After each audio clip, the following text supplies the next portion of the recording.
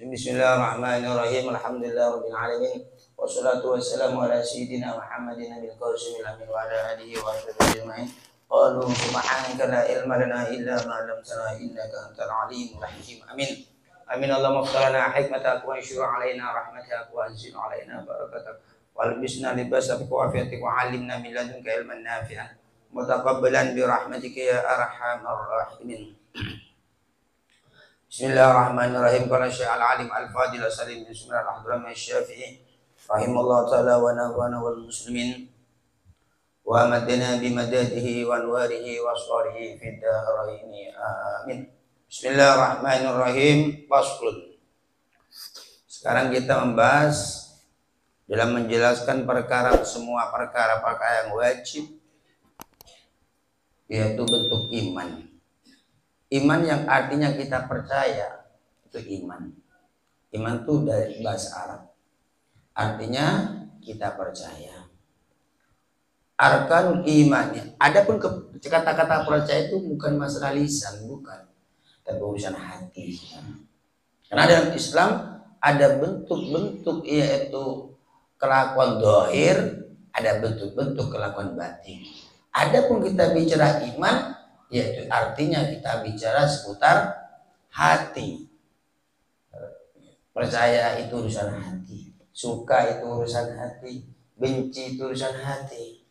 Arkanul imani sittatun. Adapun rukunnya iman sittatun, yaitu ada 6. Kemarin kita membahas seputar rukunnya Islam, pondasinya Islam, pilarnya Islam, tiangnya Islam. Setelah masuk Islam, maka di situ ada lagi namanya rukun iman. Rukun iman, arkan iman sittatun. Adapun rukun iman yaitu sittatun, yaitu ada 6 perkara. Seperti kita meyakini ada surga, meyakini ada neraka, itu kan masalah iman, masalah kita percaya. Yakin kita meyakini bahwa ada pahala, ada dosa, ada yang menciptakan makhluk, yaitu Allah, berarti kan udah bicara iman kita. Allah.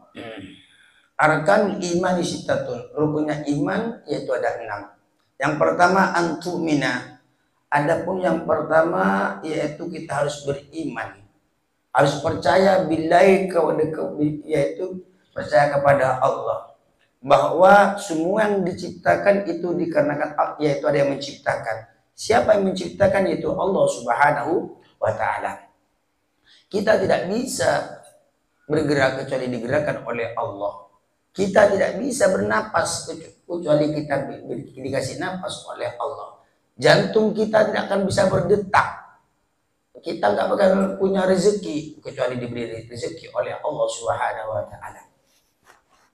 Jadi kembali pembahasan, yang pertama kita harus iman kepada Allah, percaya kepada Allah. Allah itu siapa? Yaitu dialah Sang Maha Pencipta alam semesta. Dia siapa Allah? Dialah yang menciptakan alam jagat raya dan isi-isinya, itu Allah yang menciptakan.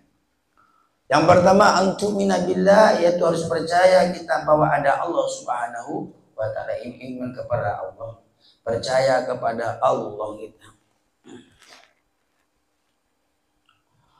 Allah. Kita harus berkeyakinan bahwa sungguhnya Allah Subhanahu wa ta'ala yaitu Maha Perkasa, Maha Bijaksana, Qadim, Mukhalafatul Hawadisi. Dan juga kita harus mempercayai bahwa Allah Maha Kaya dari suatu perkara apapun bentuknya. Allah Maha Kuasa, Allah Maha Melihat, Allah Maha Mendengar, dan lain sebagainya.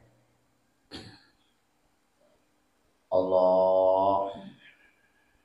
Nomor 2, wa malaikati, dan juga kita nomor 2 yaitu harus iman kepada malaikatnya Allah Subhanahu wa ta'ala. Kita harus percaya, beriktikad sungguhnya malaikat itu yaitu merupakan jisim nur. Namanya nur, bisa tembus-tembus, itu malaikat. Karena kita bukan jisim nur, maka kita tidak bisa nempuh tembok, nggak bisa. Tapi kalau malaikat bisa, karena bentuk nur. Sederhananya, umpama kamar saya itu kan kena sentrongan lampu dari dari luar. Tembus enggak? Tembus itu. Jadi malaikat, Allah menciptakan malaikat, dan juga kita yang beriman kepada Allah, bahwa yaitu beriman juga kita kepada malaikatnya Allah, bahwa malaikat yaitu ciptaan Allah, makhluknya Allah, dan juga Allah ciptakan malaikat dari jisim dan nur. Yang halus, ya halus malaikat. Laisu dukuran, malaikat tersebut tidak laki. Wala inasan, dan semua para malaikat itu tidak perempuan. Jadi malaikat tidak laki, tidak perempuan. Wala kunasa, dan juga malaikat itu juga tidak bencong. Itu malaikat. Terus wala abalahum wala ummalahum, malaikat tidak punya bapak, malaikat tidak punya mama, dan juga malaikat shadiquna fima akhbaru bih, dan malaikat yaitu jujur, semua malaikat jujur. Tidak ada malaikat dusta, tidak ada. Dengan suatu perkara, kabar-kabar yang dari Allah dia sampaikan, dia tidak ada dusta. Di saat oleh Allah diperintah dia sholat terus, karena malaikat itu menonton. Umpama dia disuruh pertanyaan kubur terus. Umpama oleh Allah disuruh menjaga neraka dan siksa dia orang yang durhaka, tugasnya menyiksa, tidak sholat dia. Itu malaikatnya. Jadi malaikat itu makhluknya Allah yang menonton. Disuruh ruku terus. Makanya malaikat tersebut yaitu tidak pernah durhaka kepada Allah. Orang-orang yang sholat yaitu mereka yaitu menyamai ibadahnya malaikat. Malaikat kalau ruku terus, nggak ada itidalnya, tidak ada takbirnya, tidak ada, ruku saja dia sampai hari kiamat. Tapi kalau manusia ada rukunya, ada itidalnya, ada sujudnya. Makanya kalau bicara sempurna bentuk sholatnya, yaitu sholatnya manusia. Jadi ibadahnya seperti sholatnya manusia itu menyamai ibadahnya malaikatnya Allah Subhanahu wa Ta'ala. Cuma perbedaannya kita tuh masih durhaka kepada Allah.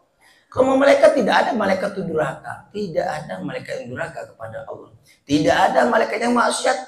La yaquluna wa la yashrabun, semua para malaikat tidak makan. La yashrabun, dan semua malaikat itu tidak minum. Nah itu malaikat. Dan juga malaikat wala yatanakahun, malaikat yaitu tidak nikah. Karena malaikat tidak laki, tidak perempuan, tidak bencong. Tidak laki, tidak perempuan, tidak bencong. Dan juga malaikat tidak ada malaikat itu yang menikah. Dan juga wala tawaladuna, juga malaikat tidak punya anak malaikat. Wala yanamuna, dan juga malaikat tidak tidur. Jadi itu malaikat. Juga wala tuktabu a'malum, dan semua malaikat tidak dicatat kebaikannya. Lihat al-kutab, mengapa tidak dicatat? Karena sungguhnya malaikat Tuhan catat. Malaikat Tuhan catat malaikat. Jadi malaikat wama dia sholat, wama dia baca subhanallah ya sampai hari kiamat, tidak dicatat kebaikan malaikat. Nah, dan juga malaikat wala yuhasabuna, dan juga malaikat tidak dihisab nanti pada hari kiamat. Apanya yang mau dihisab? Mengapa kita ada dihisab?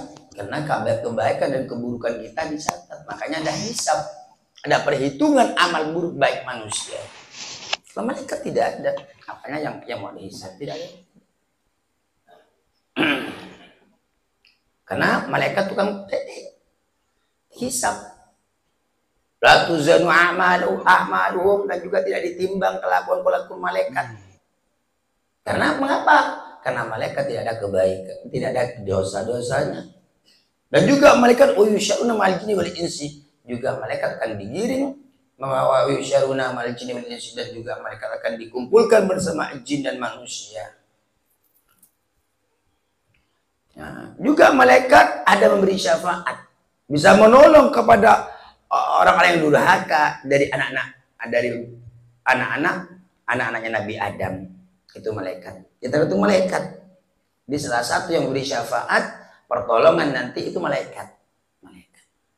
Dan juga tapi malaikat yang mau beri pertolongan kepada orang yang dekat kepada Allah dan kanjeng Nabi Muhammad sallallahu alaihi wasallam. Allahumma shalli ala sayyidina wa maulana Muhammad.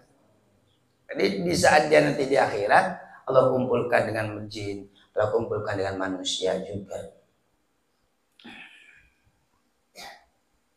Dan juga orang-orang mukmin di surga melihat malaikat. Dan juga malaikat tersebut masuk surga. Juga. Tidak ada malaikat masuk neraka kecuali yang diberi tugas. Oh, kalau gitu panas Ustaz. Tidak. Bagaimana api dikatakan panas? Lawan api? Tidak. Dan juga malaikat juga merasakan nikmat-nikmat dari surga sesuai dengan yang Allah kehendaki. Allahumma sholli ala Muhammad. Jadi kembali pembahasan yang nomor 2, bahwasanya kita kudu beriman kepada malaikatnya Allah Subhanahu wa taala. Adapun banyaknya malaikat tidak terhitung.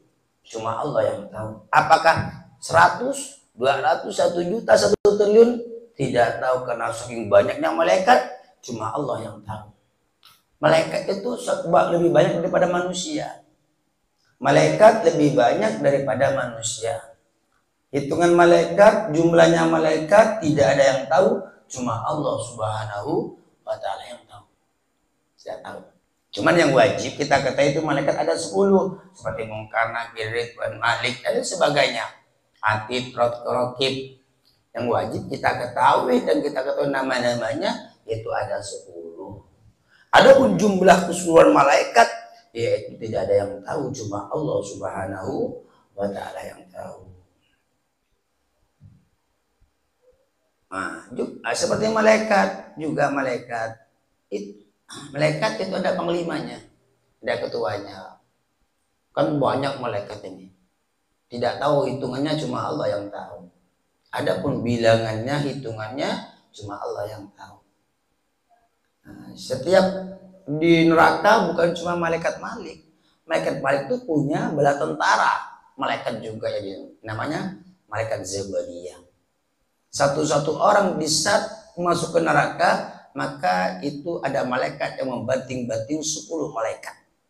Selain ada disiksa oleh ular-ular, kelajengking dan lain sebagainya, api juga dia kayak bola ditendang-tendang oleh 10 malaikat. Satu-satu orang masuk neraka itu, yaitu ada malaikatnya, malaikat Zabaniyah namanya. Semua namanya malaikat Zabaniyah. Di bawah naungan malaikat Malik radhiyallahu anhu. Radhiyallahu anhu wa anhum. Allahumma sholli ala Muhammad. Yang wajib kita ketahui cuma 10. 1 malaikat Jibril, Mikail, Israfil, Azrail, Munkar, Nakir, Ridwan, Malik, Raqib, Atid. Nah, ini 10. 10. Allah. Semuanya adapun yang semuanya malaikat jutaan triliun tidak yang tahu, itu di bawah naungan 4. Malaikat Jibril, Mikail, Israfil, Azrail. Semua malaikat dikomandoi 1 malaikat. Siapa namanya? Malaikat Jibril alaihissalam. Makanya menyampai wahyu, hubungan pada waktu itu ada nabi, hubungan kepada Allah dan Rasulnya tentunya yaitu malaikat Jibril. Jadi panglimanya malaikat yaitu malaikat Jibril alaihissalam. Dan juga wajib kita beriman. Yang nomor 3, wa kutubi, dan juga kita beriman kepada kitab-kitab Allah. Dengan artinya yaitu bahwa kitab tersebut makna iman dan kitab-kitab Allah, artinya kita membenarkan bahwa Quran yaitu kitab, yaitu firman-Nya Allah yang Allah turunkan kepada kanjeng Nabi Muhammad SAW. Kitab itu banyak. Kitab itu banyak. Cuma yang wajib kita tahu kitab Taurat, Zabur, Injil, Quran.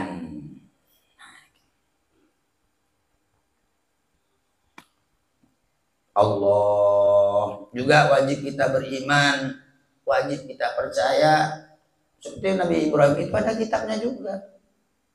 Andai kata tidak beriman, tidak tahu, tidak dosa. Nabi Yusuf ada kitabnya. Nabi Zakaria ada, semua Rasul ada kitabnya semua. Cuma yang wajib kita ketahui 4, Taurat, Zabur, Injil, Al-Quran. Dan juga yang wajib kita ketahui, wa Rasuli, dan juga kita wajib beriman percaya dengan adanya Rasulnya Allah Subhanahu wa Ta'ala, wa rusulihi, dan Rasul-Rasul Allah, wajib kita beriman, wajib kita percaya.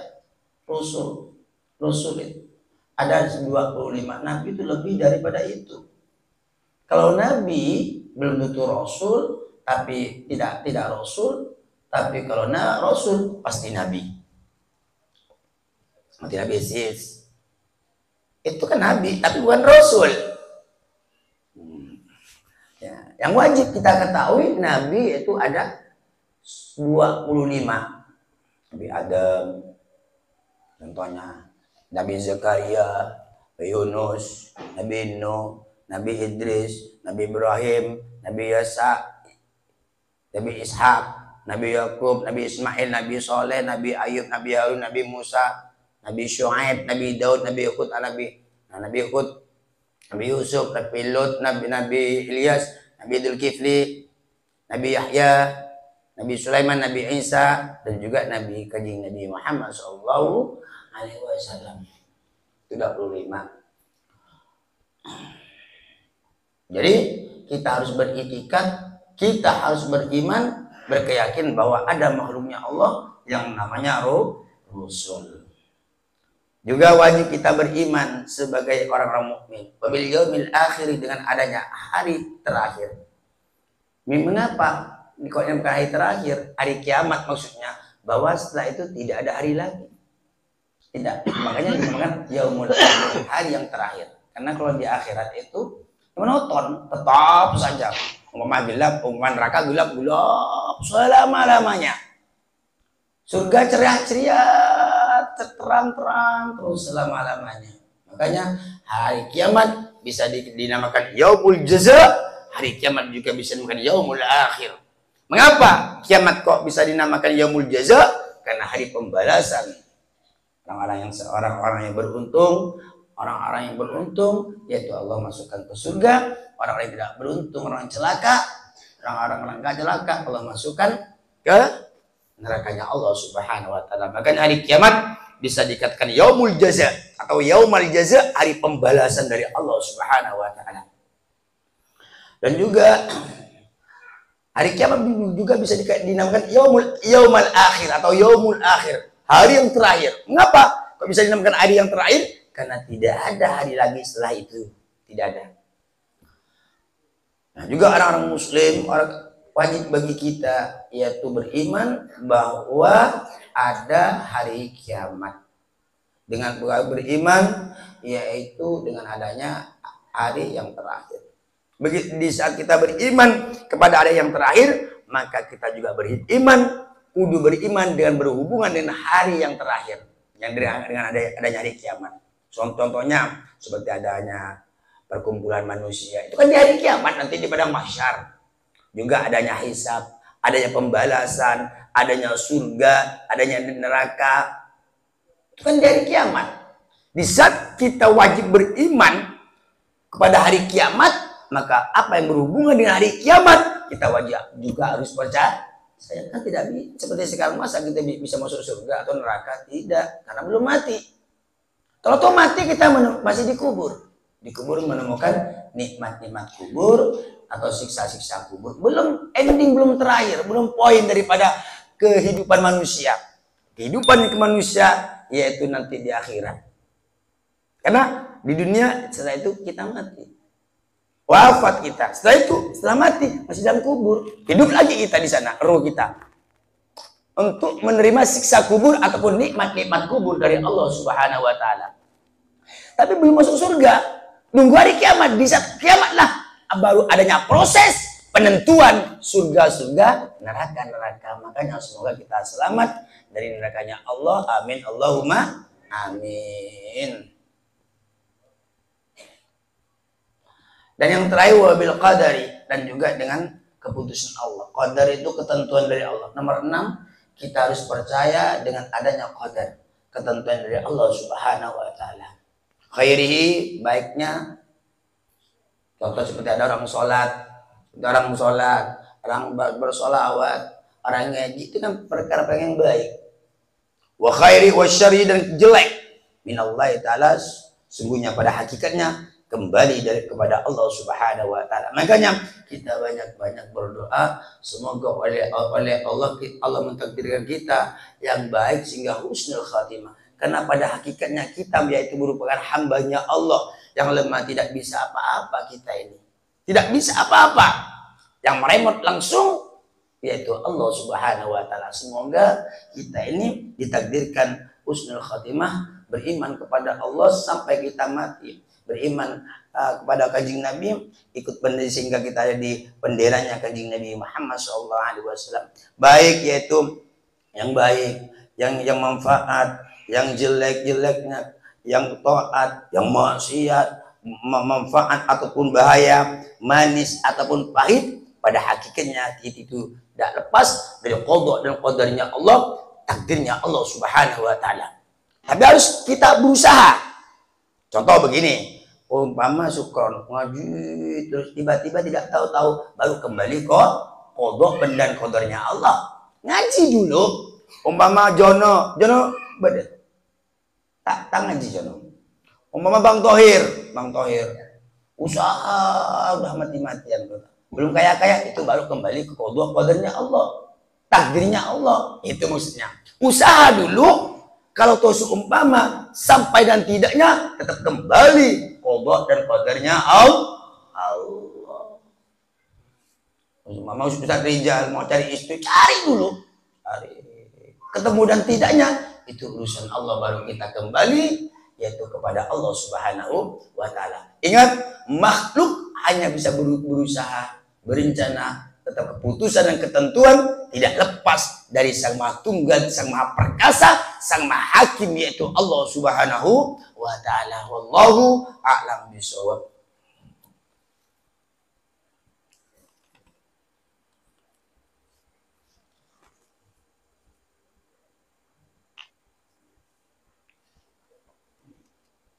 Apa Bang Gus?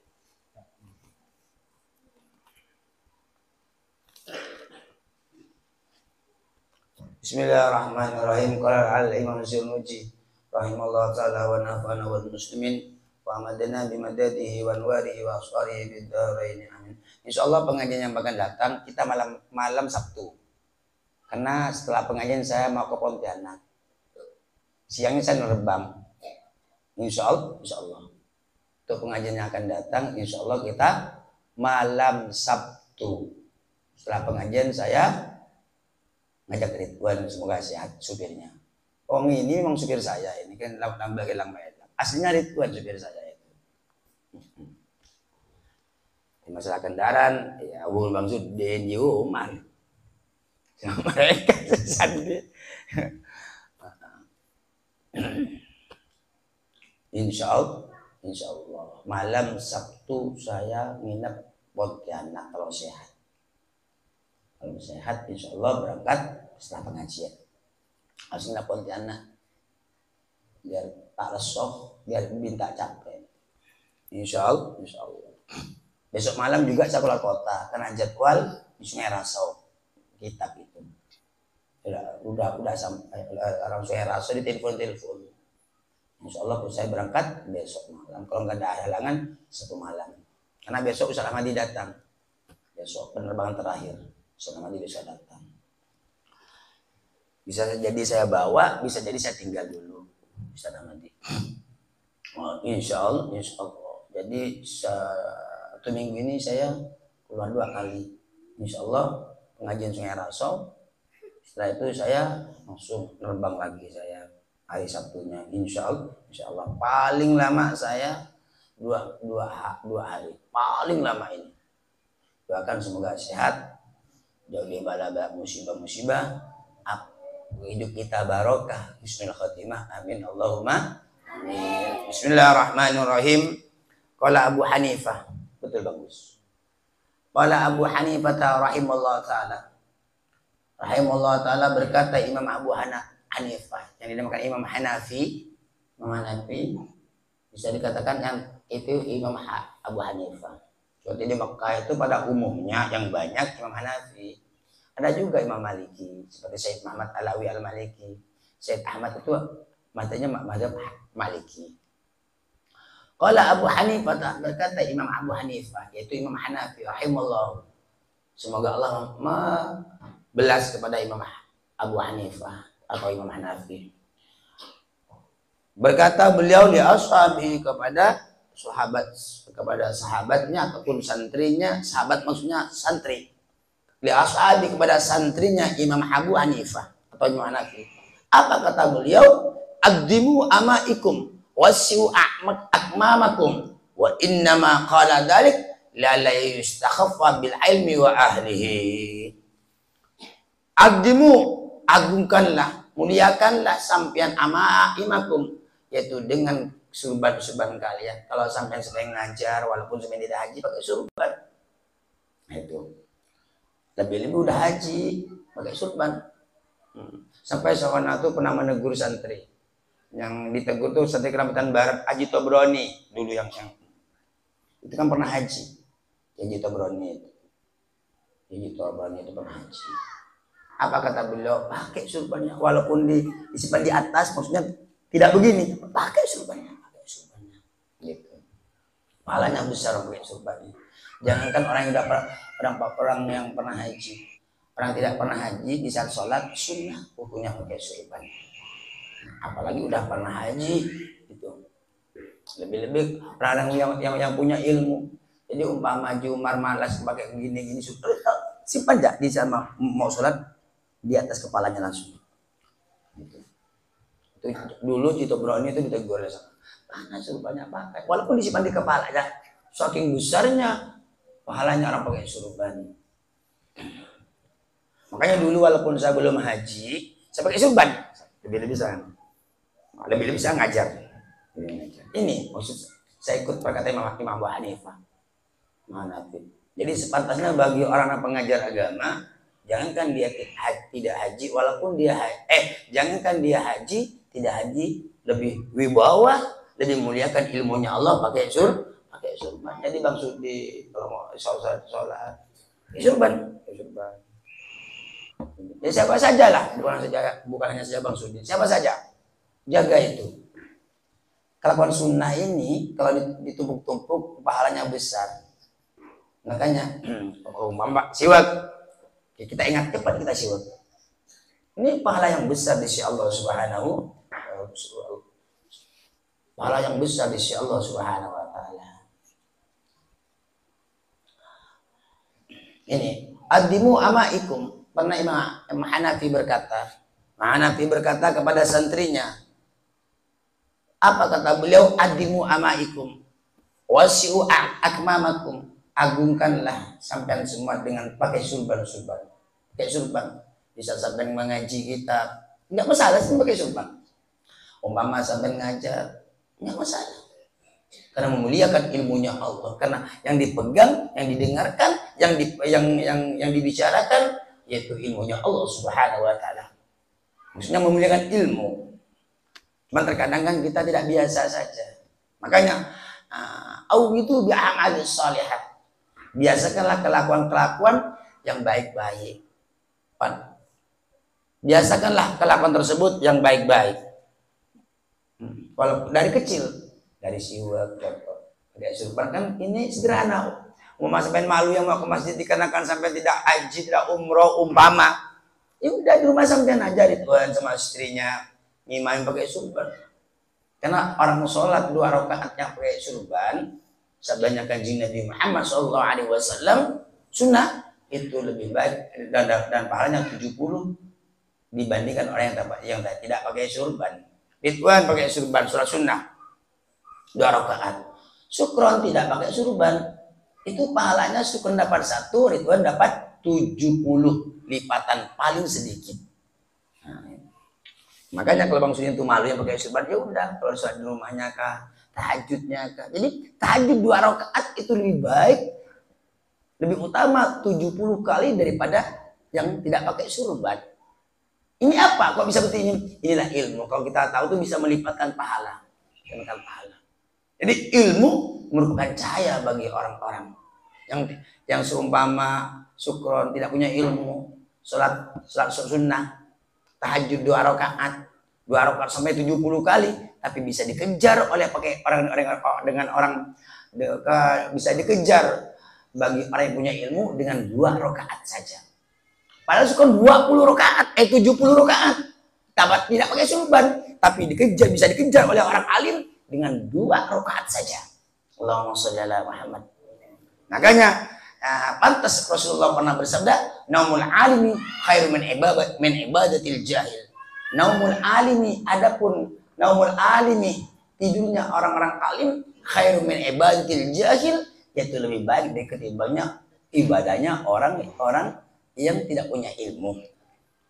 Naumul alimi, tidurnya orang alim, khairu min ibadatil jahil, itu lebih baik, lebih utama pahalanya di sisi Allah ketimbang orang ibadahnya orang-orang yang tidak punya ilmu. Makanya kita ngaji, kita mampu sehat, ayo kita ngaji. Apapun seumpama ujian kita, ayo kita ngaji. Susah ataupun tidak, ruwet, banyak masalah, ayo kita ngaji. Semoga ilmu kita barokah, manfaat sampai hari kiamat. Wasi'u, dan juga luaskanlah sampian kamu. Meluaslah kalian semua. Agamakum, itu lengan-lengan kalian. Artinya kalau seumpama sampean pengajar, umpama sampean itu orang-orang ngaji, yang sempit-sempit pakai baju. Kan sekarang musim baju selimpit, luas-luas ininya muslim. Biar tidak payah untuk membahas ilmu, biar tidak payah untuk duduk-duduk, biar tidak payah untuk mendengarkan ilmunya Allah Subhanahu wa ta'ala. Wa innama, kan tetapi qala, berkata Imam Abu Hanifah, dalik hal itu li alla yustakhaffa, agar apa? Agar tidak dihina, diremehkan, bil ilmi, yaitu dengan ilmu, wa ahli, dan ahlinya ilmu. Jadi wa yanbaghi li tayyibil ilmi ayusila kitab al-wasiyati allati kataba Abu Hanifah. Allah, jadi sebaiknya bagi orang yang punya ilmu, orang-orang yang pernah mendengarkan ilmu, orang yang pernah ngaji, itu diamalkan sedikit. Insya Allah kalau sering diamalkan, bertambah ilmu kita. Salah satu ilmu laduni, yaitu ilmu yang tahu lalu diamalkan, bertambah nanti ilmu kita. Itu salah satu ilmu laduni. Ilmu laduni itu diantaranya 1, takwa laduni. Nomor 2, ilmu yang diamalkan. Nomor 3, ilmu yang diinfakkan ke jalan Allah Subhanahu wa ta'ala. Ngajar terus. Nah, itu bisa mendatangkan ilmu laduni. Wallahu a'lam bishawab. Bagus.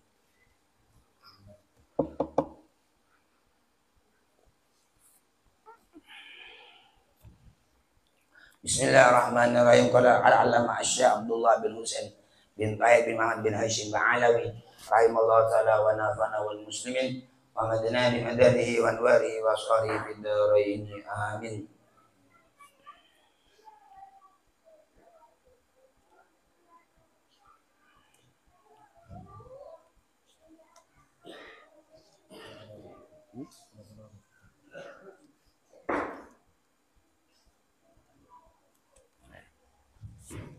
Bismillahirrahmanirrahim.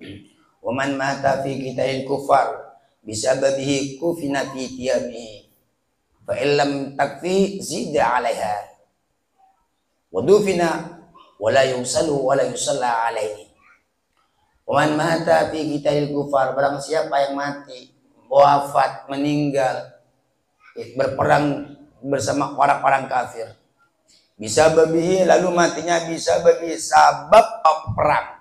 Jono berperang, mati peperangan. Nah, kufina, maka dikafani.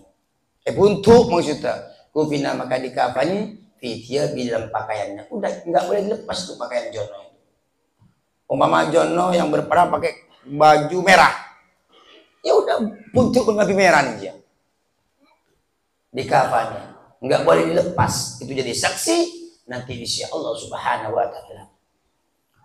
Fa illam takfi, apabila tidak cukup kepada orang, maksudnya kepada mayit, zida 'alaiha, maka ditambah atas pakaian tersebut. Umpama koyaknya hilang, ya udah bagian yang tidak cukup saja yang ditambah dengan kain kafan. Adapun baju, pakaian yang dibawa perang lalu dia meninggal di medan perang, jangan pernah dibuang, jangan pernah diganti, tidak boleh, haram hukumnya. Jadi andai kata umpama dia tidak cukup pakaiannya, kakinya dikenakan kakinya untuk tutupnya tinggal ditambah saja. Wadufina wala yusalu dan tidak boleh dimandikan. Mengapa tidak boleh dimandikan, Ustaz? Karena kalau dimandikan kan jadi bersih darahnya, tidak ada darahnya. Di saat sedang itu haram hukumnya. Biarkan aja dia berkubur, bersimpah darah, berdarah-darah, karena darah merupakan saksi di sisi Allah bahwa dia orang-orang yang membela agamanya Allah Subhanahu wa taala. Selain dikebumikan, selain tidak boleh dikafani, tidak boleh diadusin, dikafani kalau tidak cukup pakaiannya ditambah. Wala yusalu dan juga tidak boleh diadusi, nggak boleh dimandikan. Wala yusalla alaih juga tidak boleh disolati. Itu orang-orang syahid namanya. Orang syahid, orang-orang diantaranya orang-orang mati syahid, yaitu orang yang menegakkan agama Allah, mati dia di gelanggangan medan perang, tidak lain yaitu melainkan mengangkat agamanya Allah, membela agamanya Allah. Sekarang tidak ada peperangan lagi khususnya di Indonesia, alhamdulillah. Lalu bagaimana caranya kita? Ayo kita berjuang mengangkat agamanya Allah. Jangan pernah kita membuat kerusakan di muka bumi. Kasihan kanjeng Nabi Muhammad SAW. Artinya kita melakukan perintah Allah, mengerjakan perintah Allah, menjauhi larangan-larangan Allah Subhanahu wa taala. Kita bantu pejuang-pejuangnya Allah Subhanahu wa taala karena mereka merupakan panglimanya, penerus daripada kanjeng Nabi Muhammad sallallahu alaihi wasallam. Allahumma ij'alna minal mujahidin. Amin Allahumma amin. Wallahu a'lam bishawab.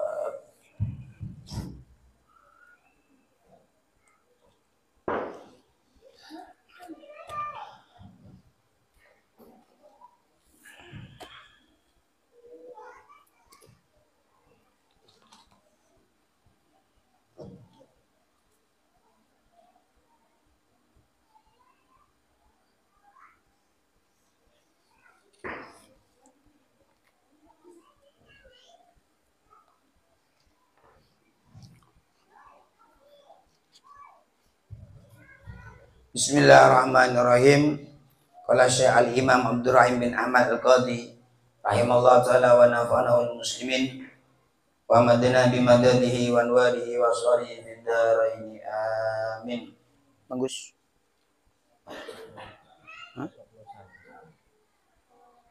Oh ya. Qala Nabi sallallahu alaihi wasallam, Allahumma sholli ala sayyidina wa maulana Muhammad.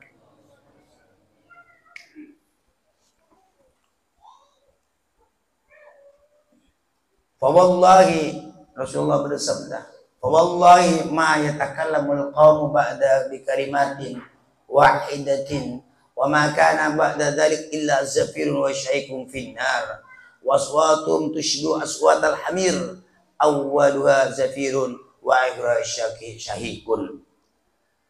Kanjeng Nabi Muhammad SAW bersabda, fa wallahi, maka demi Allah, Rasulullah bersumpah demi Allah, ma yatakallamul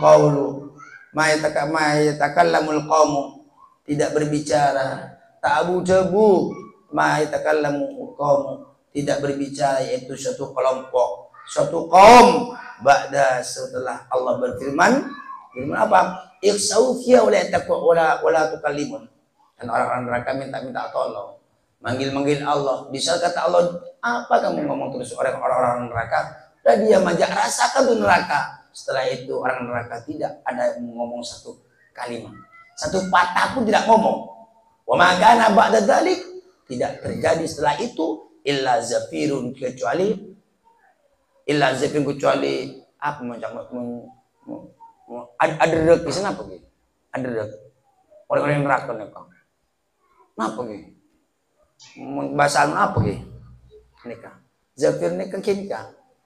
Suara lampang sing tak ngampuni kisah. Suaranya muncul sampai beli ada rek loh. Apa mun bahasa Indonesia nih? Berteriak-teriak, menjerit-jerit semua. Tidak ada. Mau ngadu sama malaikat tidak dihiraukan. Mau mengadu kepada Allah tidak dihiraukan orang-orang neraka itu. Maka wallahi ma yatakallamul qawm ba'da bi kalimatin wahidatin wa ma kana ba'da dzalik illa zafirun. Tidak terjadi setelah itu melainkan orang ahli neraka illa zafirun, kecuali menjerit-jerit atau lontongan menjerit-jerit, wa syaikun, dan juga angin serengeken guys. Pada orang maksudnya saking perihnya neraka ini, atau lontongan menjerit-jerit, ya yang tidak ada gunanya. Final di nerakanya Allah Subhanahu wa taala. Waswatum, adapun suara-suara ahli neraka. Alhamdulillah min dzalik. Makanya semoga kita selamat.